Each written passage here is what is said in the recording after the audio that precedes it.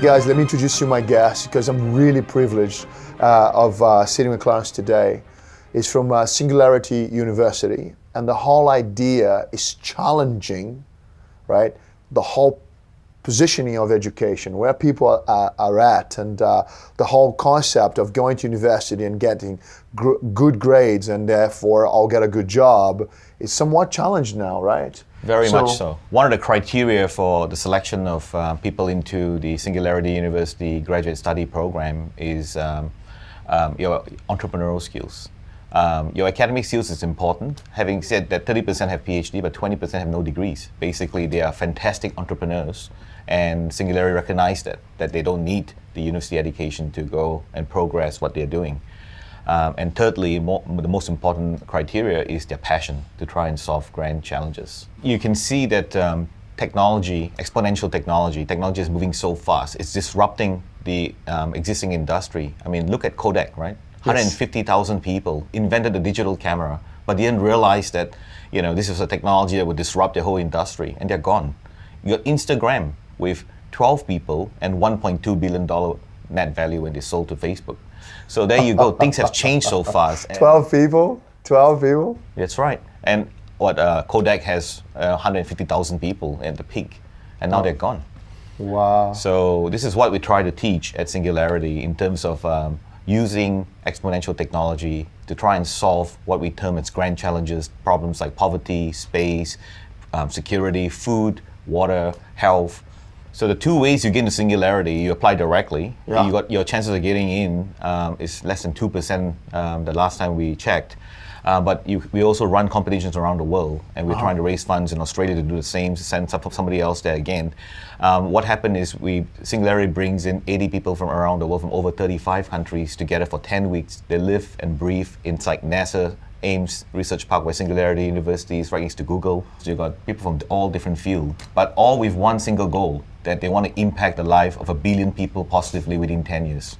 And the competition for Australia is to impact 1 million Australians within 3 to 5 years. And then the person that wins that go to Singularity and then basically evangelize his idea, or he might join somebody else's idea that will impact 1 billion people.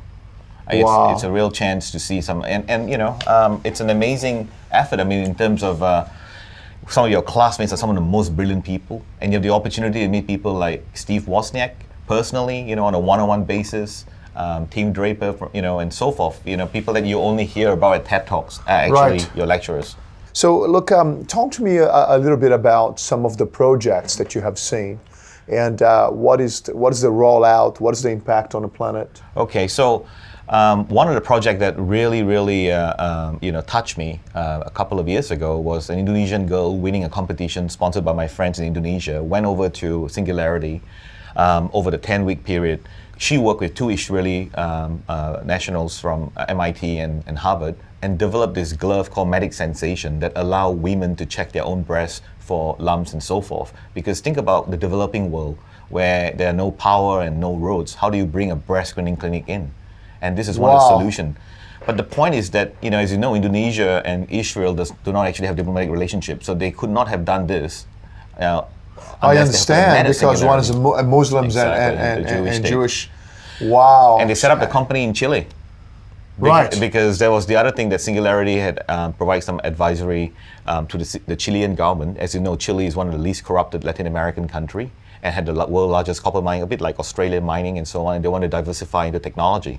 So they thought they want to build a big technology park like Singapore, Malaysia, China. And Singularity advised them that why don't you just, provide funding to bring people from around the world to Chile. So instead of spending money on building, it's people that creates innovation. So they give out $40,000 to anybody, anywhere in the world with a great idea. But what happens when you bring brilliant people like yourself, together? Oh, thank you.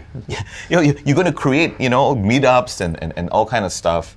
And it's going to flow on to the locals. Yes. And it's been running for 5 years now, very successful. Yes. How do I find Singularity in Australia? Singularity, if you go to singularityu.org or go to my blog, drctan.com, drctan.com, or follow me on Facebook.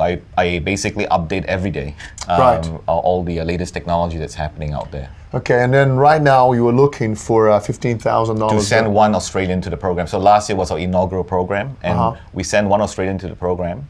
And I'm happy to report that he actually joined a group that is working using NASA 3D printing technology to 3D print food, basically 3D print chicken, so that in future, imagine a world where you never have to kill another animal to eat protein. And that's out there, isn't it? It's coming.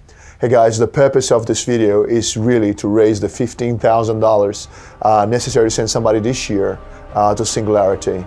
I thank you for spending some time with us. Ross, thank you so much very for much, coming. Julio. Thank you. It's an honor. Yeah, beautiful.